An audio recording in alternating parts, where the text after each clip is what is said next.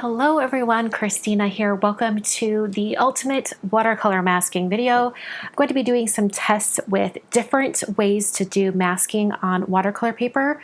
And I'm not going to be testing any of these masks on regular cardstock because I just want to test them with very wet mediums. And in my crafting, I probably wouldn't use watercolor on regular cardstock anyway. I mean, there are some exceptions, like sometimes I'll do it on envelopes and things like that.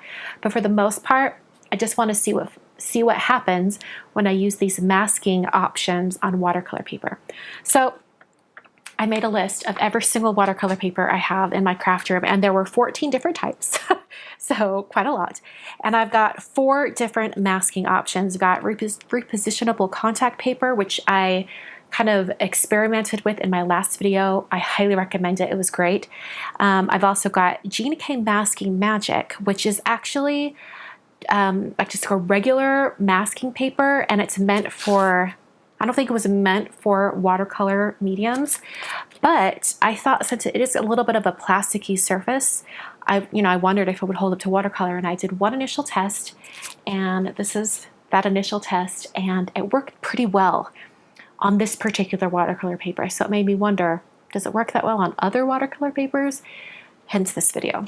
So I'm going to be doing some Gina K Masking Magic paper. I'm also going to do drawing gum, which is the liquid masking fluid that I tend to use the most. I like the color of it because it's a nice gray tone, so it's easy to see. But I also have some, this is removable liquid mask from Winsor and Newton, basically the same type of stuff as the drawing gum, but this one is slightly pigmented. There is also a colorless version if you don't want to have the color show at all. But I wanted to test these two in particular because sometimes these liquid masking fluids can behave differently depending on the type of watercolor paper. So since I was going to be testing all these on all 14 pieces of watercolor paper, I thought it would at least be worth it to test these out at the same time. So instead of this being just a die-cut masking watercolor test, this is a masking test in general with also these used. Don't have any of that frisket film that I spoke about in my last video that is similar to like sheets of contact paper. Don't have any of that, so I can't test it, but we're going to test with what I have in my craft room. All right, so I'm going to start out by putting the liquid masking fluid on all of my different sheets of watercolor paper. And I've cut these out to be 2 by 5. And this masking fluid needs to dry before you can work on it. So I'm going to do all of these first.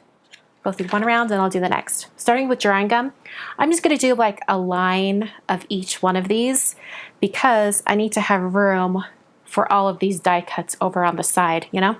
So I'm just going to do some on the ends here. Starting out with drawing gum, and I'm going to go ahead and paint all of these on. I've also coated this inexpensive watercolor brush with a little bit of dish soap, like diluted dish soap. That helps coat the bristles and helps it so the drawing gum or the masking fluid doesn't stick to the brush too much, but I'm not too worried about that since, like I mentioned, it is a pretty inexpensive watercolor brush. So I'm just going to do a little line right here, just right on the end of each one of these. I'm not being super detailed because I don't want to spend a lot of time on this because, like I said, there are 14 of them.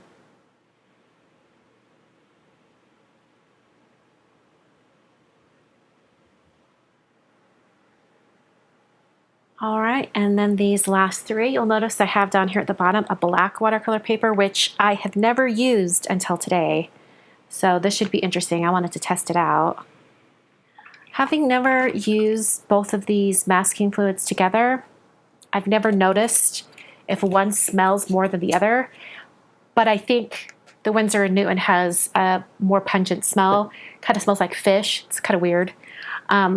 Drawing gum also has a little bit of that smell, but it's not as strong as that one. I'm not sure why, but if anyone's sensitive to smells, that would be something to note. All right, I'm gonna let these dry, and I'll probably come back to them, I don't know, in about 10 minutes just to be safe. Sometimes it doesn't need quite that long to dry, especially such a small line, but I'm just gonna let it dry to be safe. I've taped each one of the watercolor papers to a hardboard, and I taped it all the way around, tried to be consistent.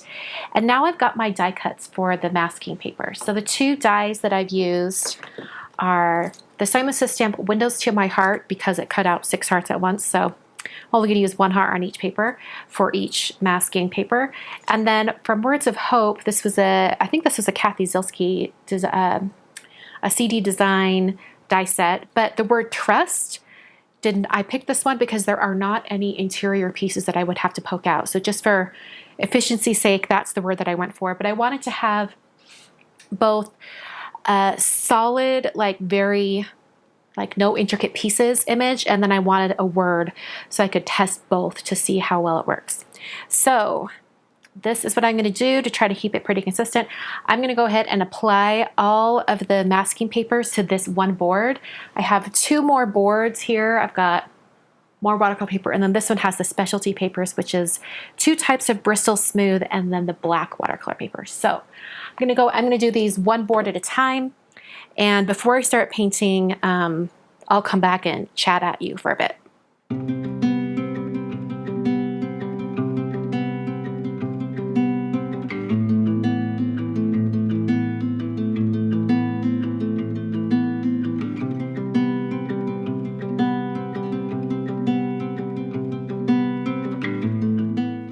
Okay, you may have seen when I was putting these on that I did go over them and burnish them with a bone folder. That's mostly because these little intricate words really didn't want to stick, but once you kind of burnish them down, they start to stick more. But the problem is that they kind of warp. They're not real sturdy. Both masking paper options, the contact paper and the Masking Magic. So it's a little bit hard to get these down without them warping. However, it really does help it stick. I do like how it looks. So now I'm going to take a paintbrush, and I'm going to use the same watercolors that I used in my video on a couple days ago, and just go over the entire area, and then we're going to see how it looks.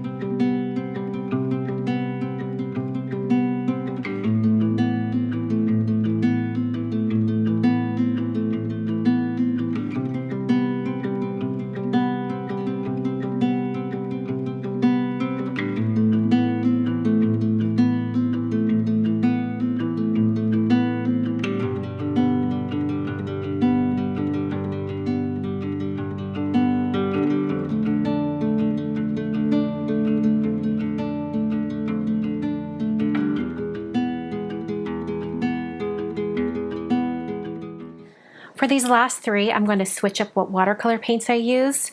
I was using the Paper Fashion watercolor set from American Crafts, but now I'm going to switch it up. I'm going to be using Arteza watercolor markers on these 2 Bristol Smooth, because that's what I would use on these 2 papers. And then for the black paper, I wanted something that would show up on black. So I'm going to be using the pearlescent colors from Finetech. And I think I'll probably just use this gold shade, or one of these 2 gold shades right here, because that's the color I use most. So just want to give it a really accurate test. So like I did before, I'm going to burnish each one of these before I actually start painting, because especially the masking paper wants to peel up from this Bristol paper. I think it's just too smooth. It doesn't have anything for that masking, the magic masking paper to really stick to for these little intricate ones, the words. So that will be an interesting little test there to see what happens. But I am burnishing everything to make sure. And interestingly, everything stuck to the Stonehenge black really, really well. I had no issues, nothing's peeling up. It worked really well.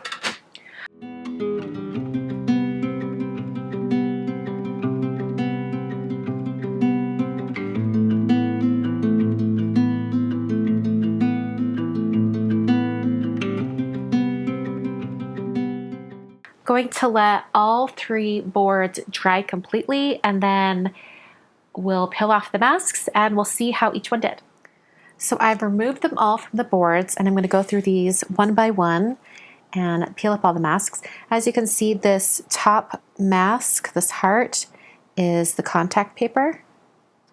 So I'll peel this up. Looks really sharp. I'm just using an X-Acto knife to help me pull these off. Turns out great. Here is the Gina K Masking Magic. That one's pretty good too. Not as good on the very intricate. And then there's the Winsor and Newton art masking fluid.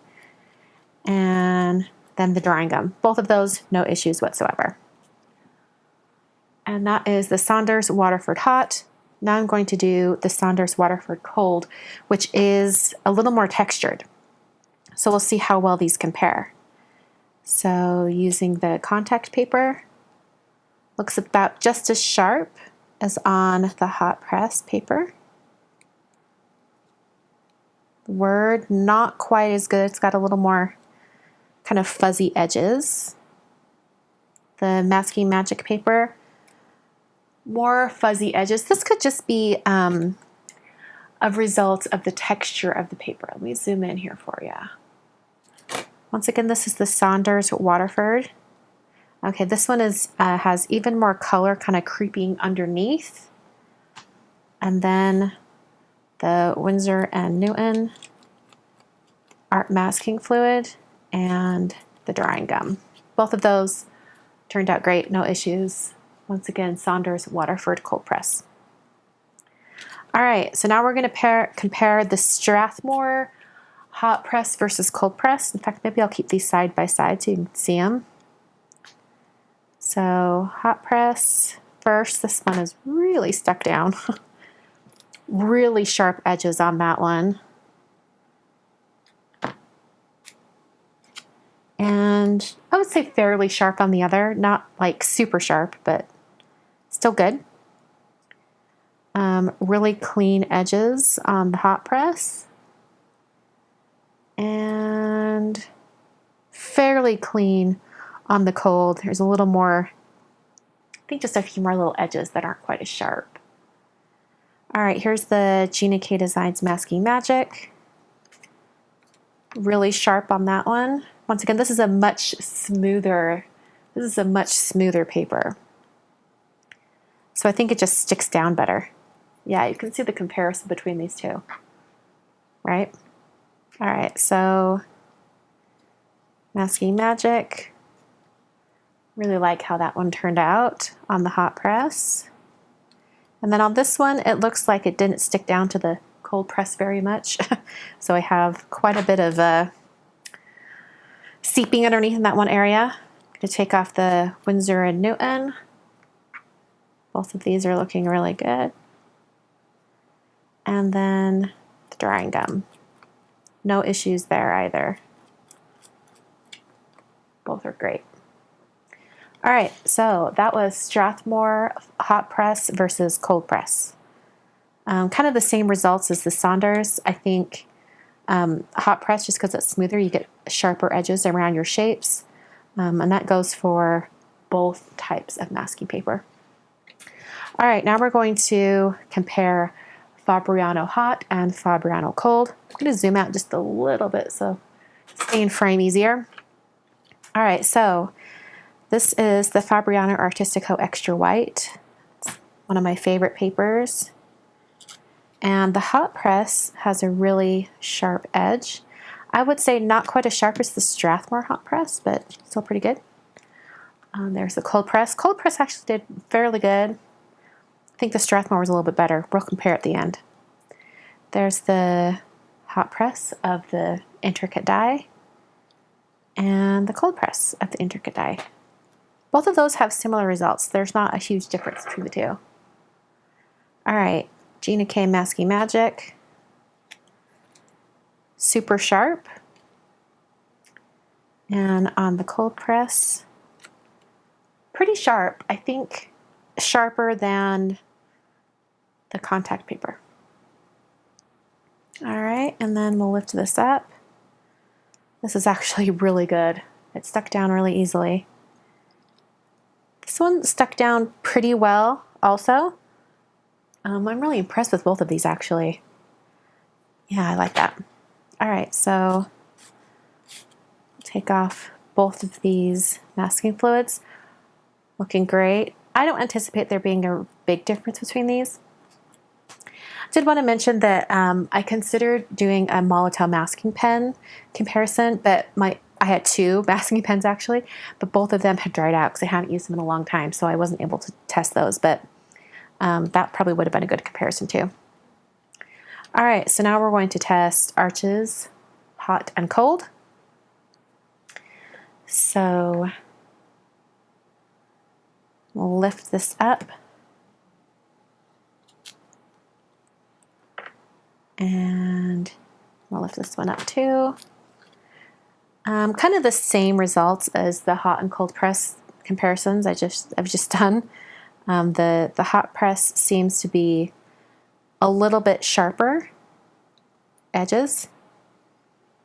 This is interesting on this one over here. On the hot press, the intricate word dye didn't go down quite as well. The cold version is better overall. It's kind of interesting. And Masking Magic.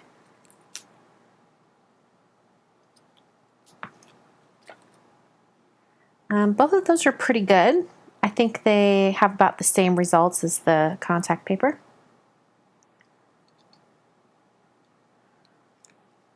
Really good on that word right there.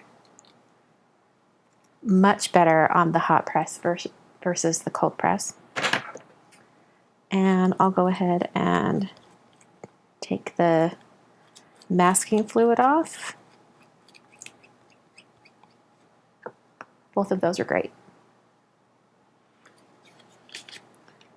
All right, we've got Canson XL, which is a more budget-friendly watercolor paper.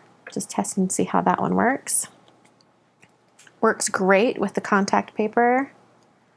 Got a little bit of seeping underneath right here. And with the Masking Magic, did really well with the Masking Magic actually. I think that turned out well. And then even on the word dye, I think that worked really great. And the masking fluid comes off really easily. Once again, that's Canson XL. Now I'm going to do Canson 90 pound. This is the paper I use when I create envelopes. So it's a thinner paper. It's not as thick.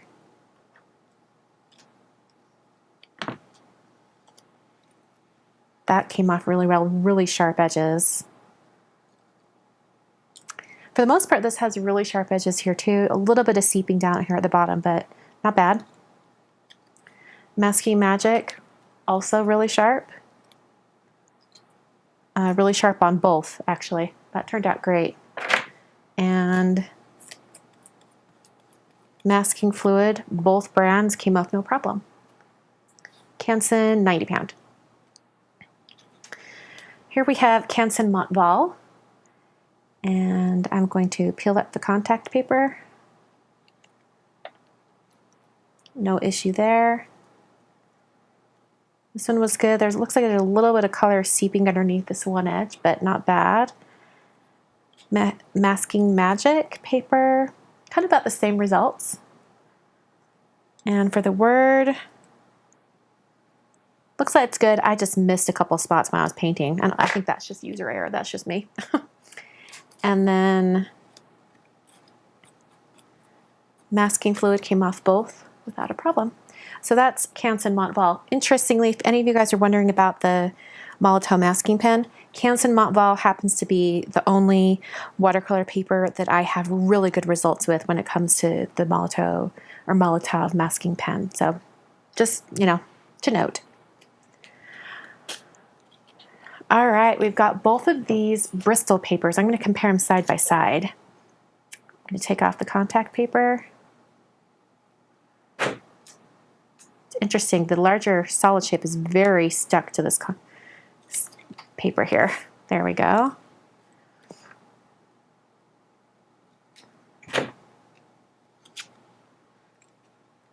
Similar results, not super sharp edges, but pretty good. I think they'd be okay for a big shape. The word has a lot of seeping underneath. Looks like I missed some color over here, but still you can read the word. And on the Canson, kind of the same issue, maybe a little bit sharper. So, you know, there's the difference. Masking Magic paper, super clean, much cleaner than the one up here with the contact paper. And this one, kind of the same results. The Masking Magic paper worked much better down here. All right, Masking Magic. Kind of the same results. Really sharp edges, but I did have some seeping underneath. And on this side, quite a bit of seeping underneath. And as far as the masking fluid goes, no issues. No issues with either.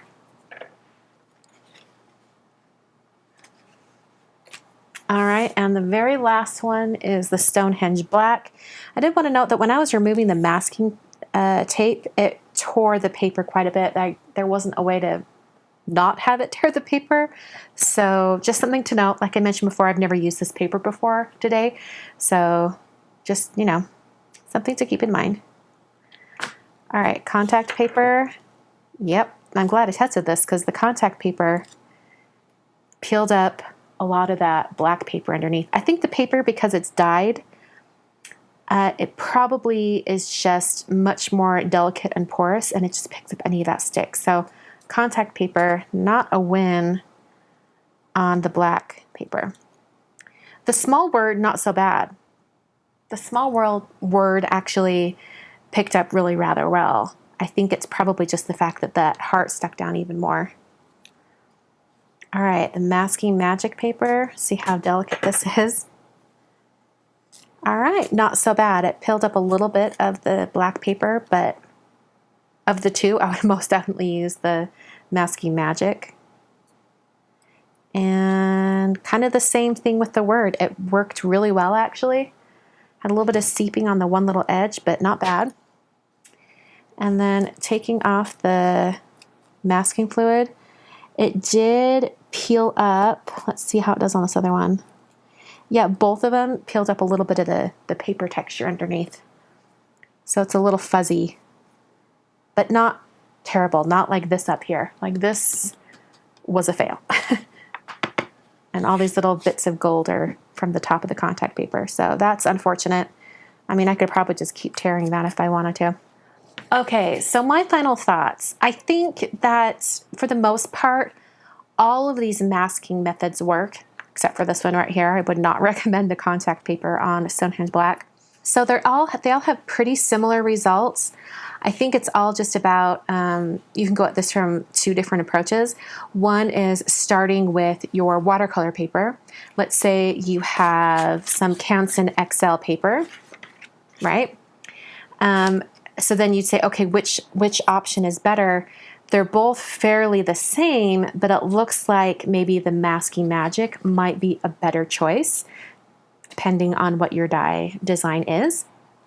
But let's say you have Saunders Waterford Cold, and you're considering which one you want to use. Looks like the contact paper is better in this case. So it really just depends on what paper you're using. And what masking medium you want. So you could go at it from that way, paper first, or you could go at it from your masking medium first. If you only have Gina K Masking Magic, maybe look at all these options and decide which paper would look best for what you're doing. It seems to be like the hot press papers are really, really good for that. So you might consider just hot press papers when it comes to using the Masking Magic. But also it works great on Bristol. I think it does some great things there. So it really just depends on what you want. I think the only really surprising thing was the Stonehenge Black. And like I said before, I have never used it before. Anyway, I'll have images of all of these at my blog. I'll have them labeled for which masking medium was used, and you can kind of like take your pick and kind of put together your own recipe of which paper to use with masking medium. Thanks so much for joining me today. Don't forget to hit that subscribe button and the notification bell so you never miss a video. And I will be back very soon with another card video. This is a little bit of a different video for me where I'm just experimenting, but I hope it was useful and you guys have a little more knowledge when it comes to watercolor masking. Thanks so much for watching. I will catch you guys in another video very soon.